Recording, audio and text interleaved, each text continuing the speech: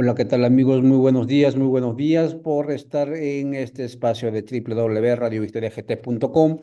6:06 nos marca el reloj hoy, 31 de agosto, en esta parte del mundo que se llama Centroamérica, Guatemala.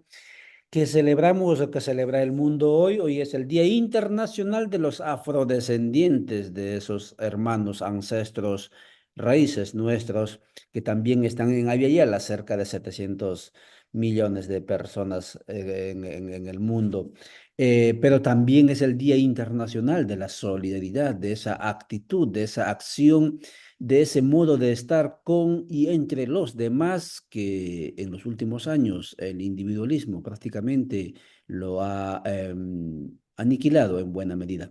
Hoy hablaremos justamente en el marco de la solidaridad, porque claro, alguien dice que nos interesa Venezuela. Pues sí nos interesa Venezuela porque Venezuela es un pueblo, son pueblos, son esperanzas, son resistencias, y como resistencias y como pueblos que somos en Aviala, tenemos que abordar Venezuela, y hablaremos Venezuela entre las urnas y las comunas. Usted conoce algo de las urnas por todo lo vilipendiado que le han hecho a estos procesos electorales. 32 procesos en las urnas en los 25 años, lo que hemos estado contabilizando.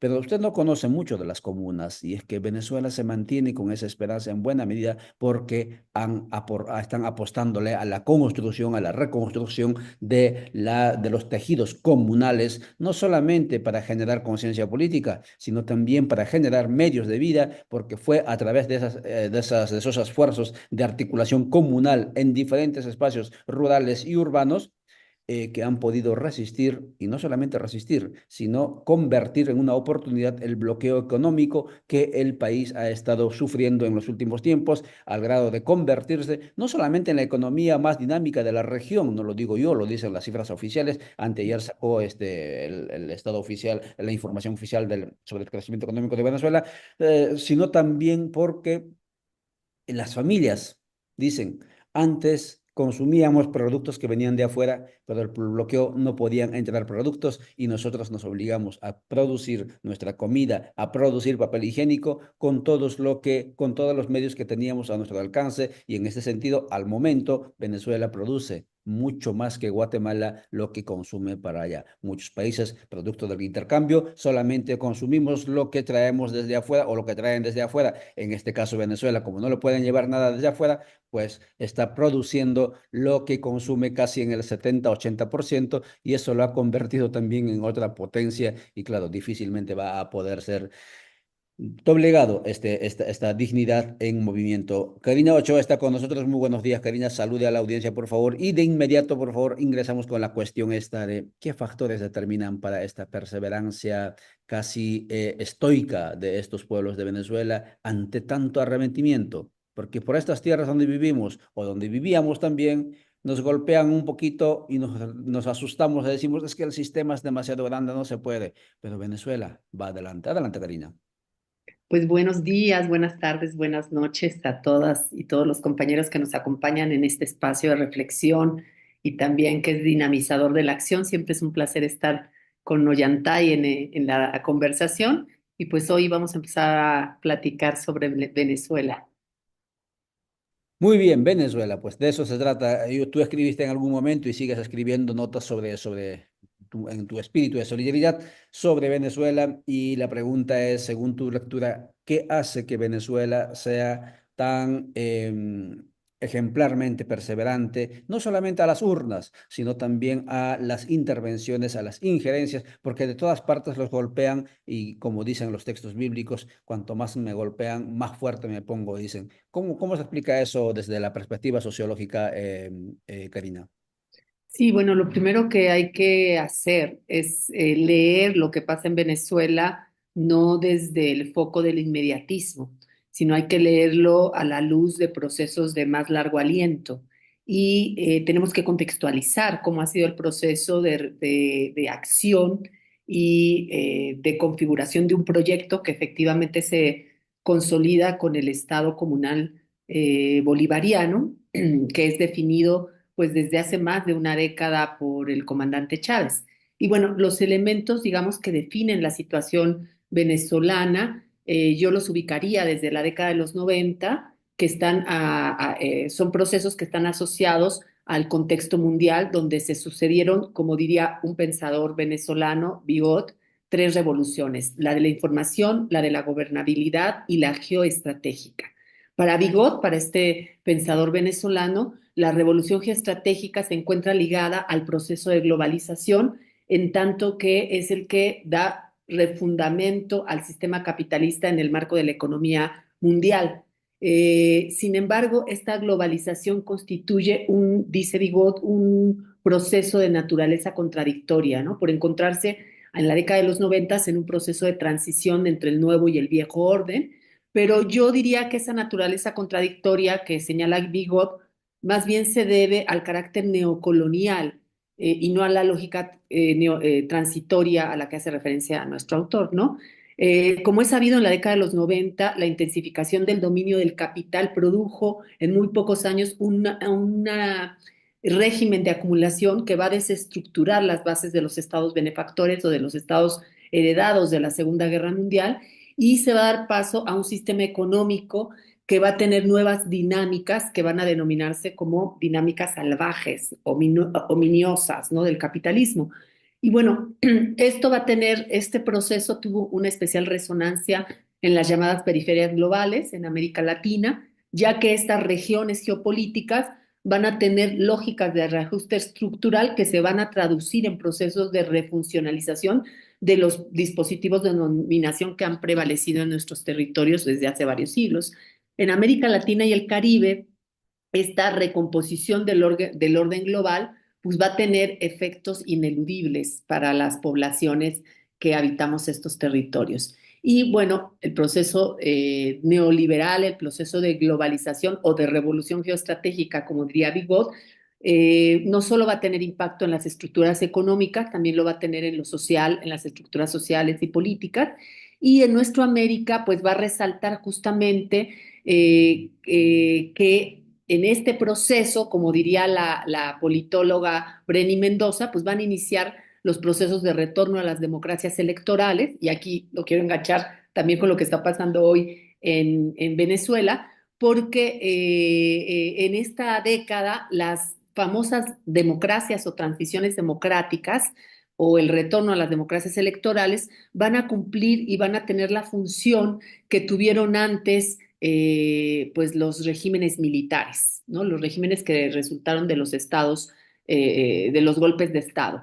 Y entonces yo creo que es importante reconocer que las democracias electorales dieron consistencia al proyecto neoliberal y al proyecto neoimperial, así como a su continuidad en los fundamentos neocoloniales, políticos y económicos, pero ahora bajo otras facetas.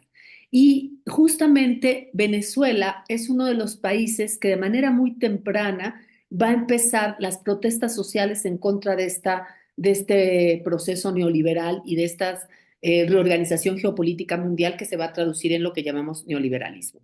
Recordemos que en Venezuela, en el año de 1989, empieza un conjunto de movilizaciones reconocidas como Caracazo, que van a ser sustantivas en lo que de manera posterior va a ser el proyecto bolivariano del Estado comunal. Y el Caracazo mostraría el rechazo de las políticas liberalizadoras aplicadas por Carlos Andrés Pérez, quien recién había llegado a la presidencia, siguió a pie puntillas, a pie de letra diríamos, pues los manuales del Fondo Monetario Internacional, y bueno, la magnitud de la protesta tomó relevancia en Caracas porque mostró que esta nueva fase del capitalismo tardío tenía efectos ruinosos en el terreno de lo cotidiano, en el terreno de lo sentido, en el terreno de la vida. Y bueno, la chispa que se encendió con el Caracazo en 1989 se extendería a muchos terrenos en Venezuela, muchos terruños, y dejaría un referente importante que va a concretarse hacia 10 años más tarde, en 1998, en el proceso electoral que le da la victoria a Hugo Chávez.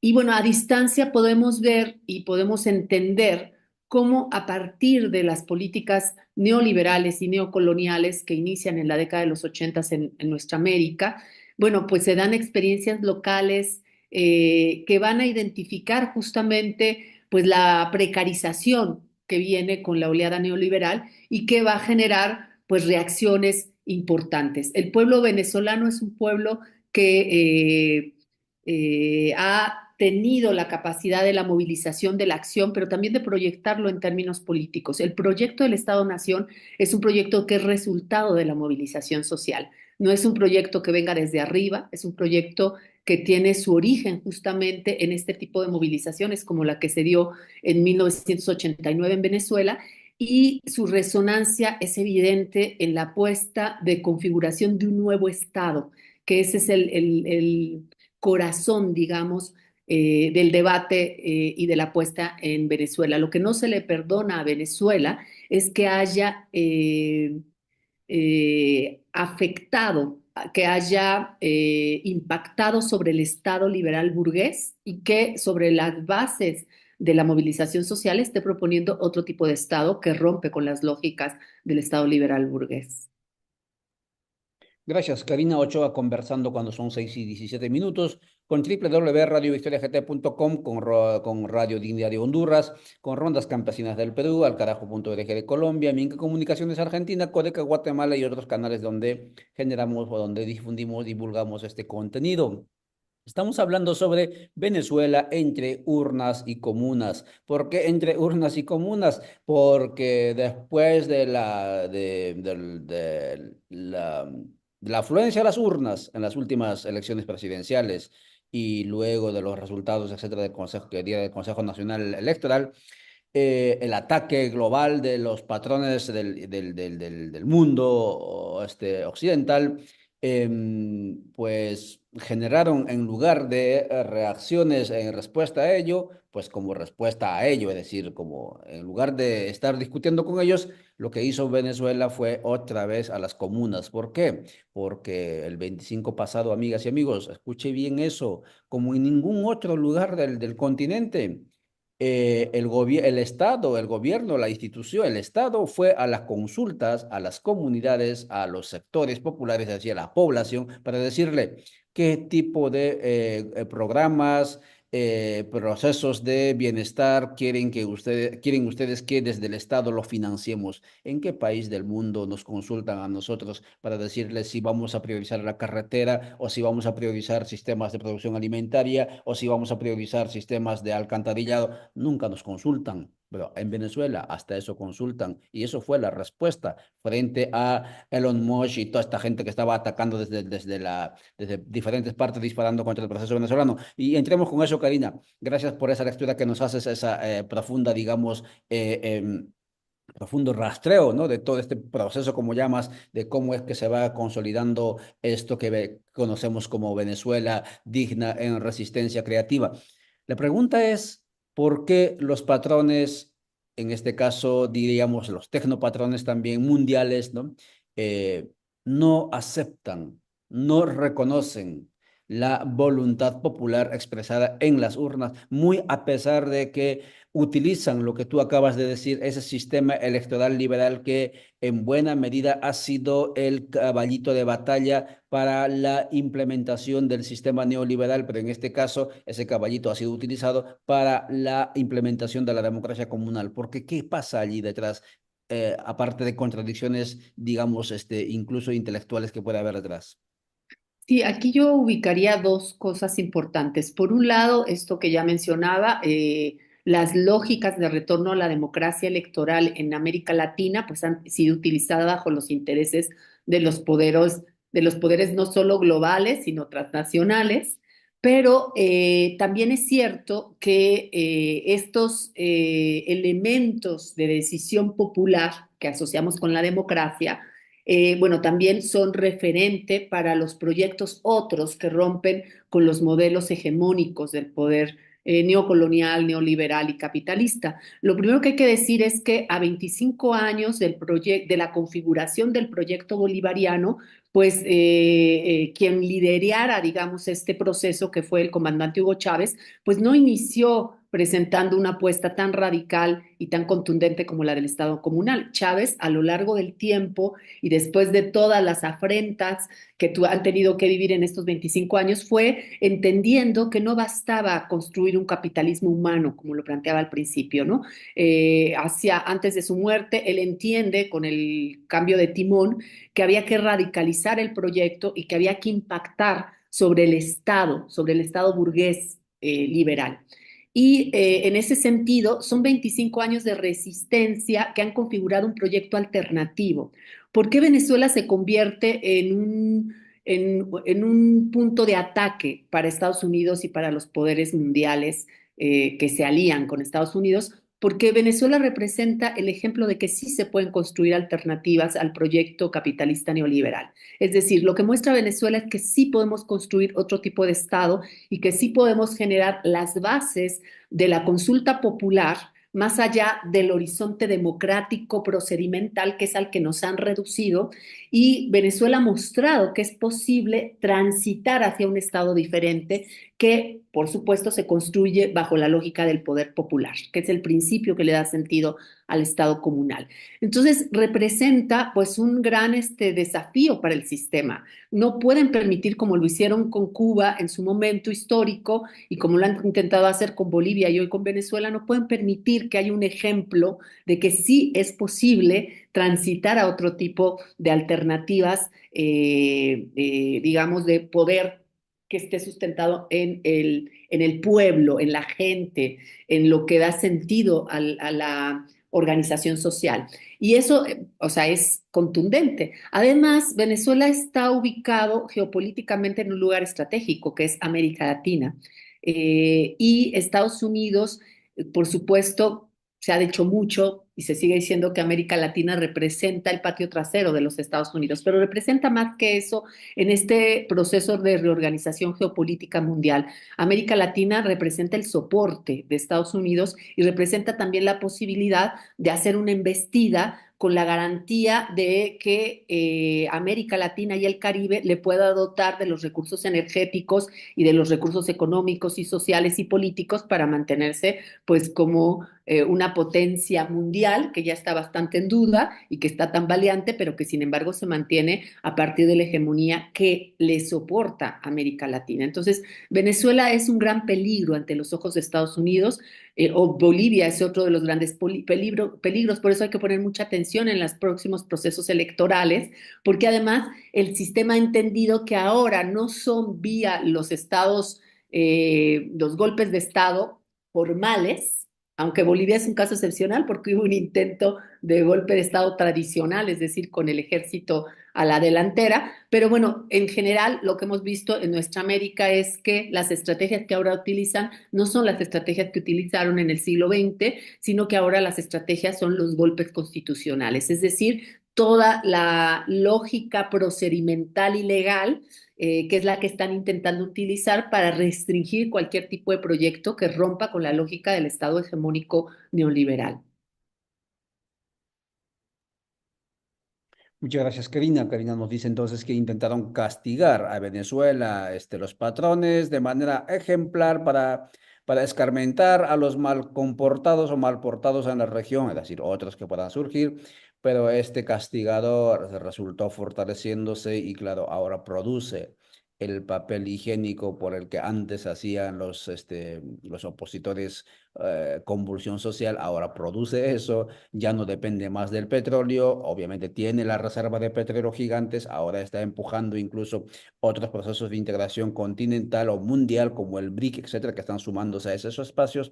Al parecer que creo que va a ser cuesta arriba que se pueda arrodillar a estos pueblos de Venezuela. Ojo, estoy hablando de pueblos. Estás escuchando, estimado seguidor del otro lado de la pantalla. No, todavía no he mencionado y no lo voy a mencionar la palabra con el que han querido estigmatizar a Venezuela con esa palabra de 6 letras, Maduro, ¿sí? No vamos a hablar de Maduro, ¿sí? Porque el asunto no es asunto de Maduro, es asunto de pueblos. Y nosotros, Karina y yo, me imagino coincide también ella conmigo, no estamos, si Maduro sí o Maduro no, estamos hablando de pueblo sí o pueblo no, solidaridad sí o solidaridad no. Yo soy parte de un pueblo quechua, soy parte de los pueblos de la Villela con usted y por lo tanto tenemos que hablar de solidaridad. Y ahí va la pregunta, Karina, ¿cómo debe ser la solidaridad en la región, en el continente? Porque está bastante difícil que nosotros dejemos que le exijan que muestre actas, que cada vez que gana la voluntad popular de los venezolanos en las urnas, el mundo occidental del patronal, incluso tecnopatronal, empieza a atacar duro, esta es una trampa, es fraude, muestren todo, pero cuando ganan los otros, los patrones, nadie dice nada. Y nosotros nos sumamos a eso, replicando eso, dudando, sospechando de la voluntad popular del pueblo venezolano. Y eso es justamente por ahí viene la pregunta, ¿cómo tiene que ser la solidaridad? ¿Por qué la izquierda tradicional, ¿no? Esa izquierda que en mucho tiempo, cuando estaba Chávez, bebió de los petrodólares, incluso en las fiestas, ahora critica? ¿Qué pasa allí? ¿Por dónde tiene que ser, Karina? Ilumínanos, por favor. Sí, lo primero que quiero mencionar, Ollantay, es que tú lo dices muy bien, o sea, Venezuela está siendo castigada, pero está siendo castigada desde hace varias décadas. No podemos olvidar que Venezuela, como Cuba, han sido países, han sido naciones que han estado sujetas a toda esta embestida económica de los Estados Unidos, a este bloqueo económico que ha tenido impactos muy importantes sobre las poblaciones de estos territorios. Por otro lado, tienes toda la razón, no estamos hablando de defensa de personajes, ¿no? De líderes, sino que estamos hablando de la defensa de un proyecto político.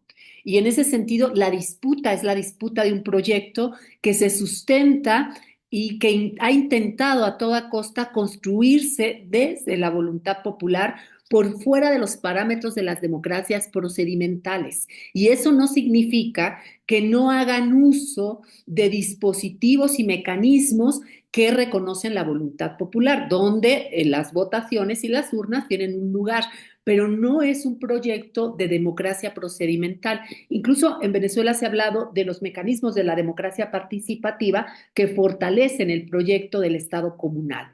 Entonces, yo creo que un gran acto de solidaridad es salirnos de la narrativa del poder, salirnos de esa narrativa que hace una demanda del reconocimiento democrático cuando sabemos que esos mecanismos son utilizados para la perpetuación de los proyectos hegemónicos. Tenemos que empezar a construir una narrativa desde la izquierda que reivindique los mecanismos de voluntad popular que forman parte de proyectos alternativos. Defender Venezuela es defender la posibilidad de que muchos de nuestros países puedan construir proyectos diferentes al proyecto neoliberal.